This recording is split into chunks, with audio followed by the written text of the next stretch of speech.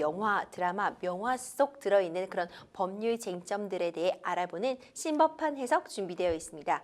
변호사님, 오늘은 어떤 내용 들고 오셨나요? 네, 오늘은 전래동화 속에 숨겨진 법률 이야기를 준비했습니다. 모두 세 작품인데요. 흥부놀부, 춘향전, 선녀와 나무꾼입니다.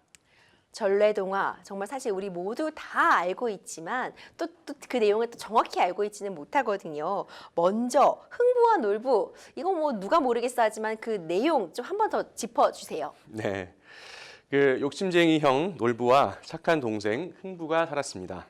그 부모님이 돌아가시자 놀부는 유산을 모두 독차지하고 흥부를 내쫓았죠.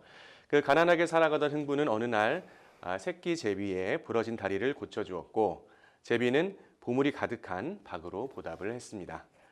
이 이야기를 전해 들은 놀부, 도저히 가만히 있을 수 없었겠죠. 놀부는 당장 제비 다리를 잡아 부러뜨리고 다시 고쳐주었습니다. 자, 이제 그러면 결정적 장면 함께 바라보도록 하겠습니다. 결정적 장면이에요. 놀부가 새끼 제비의 다리를 일부러 부러뜨린 겁니다. 그리고 다시 이걸 또 고쳐주는 장면이에요.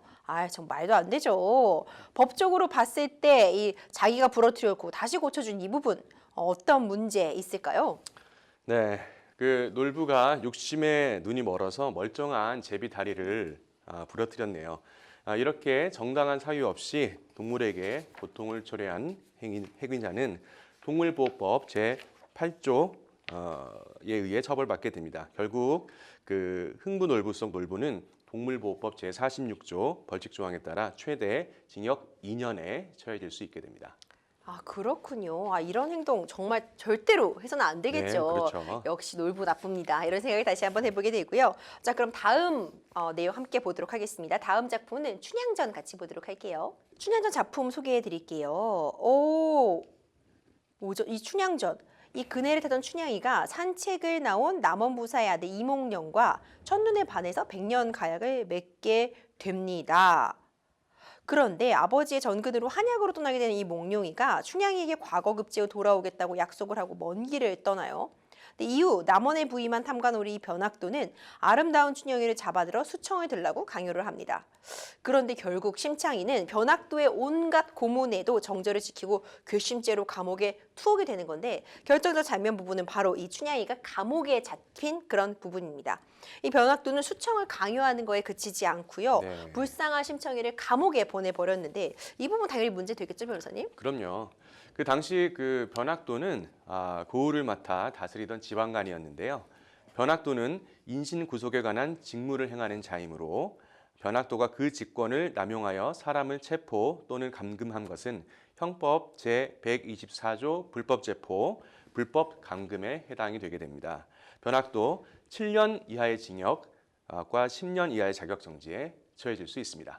그렇군요. 자, 그럼 오늘 바로 마지막 작품 만나보려고 해요. 마지막 전래동화는 선녀와 나무꾼인데 어떤 내용인지 변호사님께서 좀 소개 부탁드릴게요.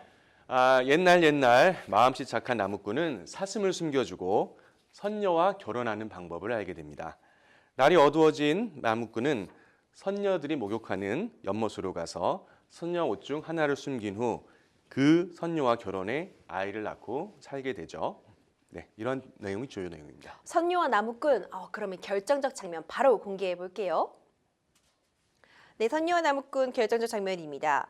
선녀 옷 하나를 숨기는 거예요. 그래서 이제 선녀가 하늘나라로 올라가지 못하게 되었죠.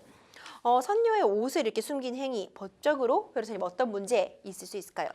네, 옷을 일단 훔친 것이죠. 네, 나무꾼이 선녀 옷 하나를 감춘 것은 형법 제329조 절도죄에 해당하여 6년 이하의 징역 또는 1천만 원 이하의 벌금에 처해질 수 있습니다. 또 나무꾼은 선녀의 옷을 훔쳐서 선녀가 수치심의 연못에서 나올 수 없게 하기도 했는데요. 형법 276조에서는 감금죄가 규정되어 있습니다. 감금에는 수단과 방법에 제한이 없어서 당사자가 감금당한 감정을 느꼈다면 감금죄에 해당이 되게 됩니다. 따라서 징역 5년 이하 또는 혹은 700만 원 이하의 벌금형에 처해질 수 있습니다. 그렇군요. 여기서 또 끝이 아니죠. 나무꾼이 혼인을 위해서 그 옷을 갈취해가지고 선녀의 자유를 억압했잖아요. 이 부분은 또 어떤 죄가 되지 않을까요? 네, 이것도 그 형법 288조 추행 등 목적 약취 유인죄에 해당이 됩니다. 그래서 1년 이상 또는 10년 이하의 징역에 처해질 수 있습니다. 그러고 보니 다양한 죄가 적용될 수 있겠는데요. 네. 이 나무꾼 로맨티스트가 아니라 좀 절도죄, 강금죄, 약취, 유인죄까지 해당할 수 있다는 점.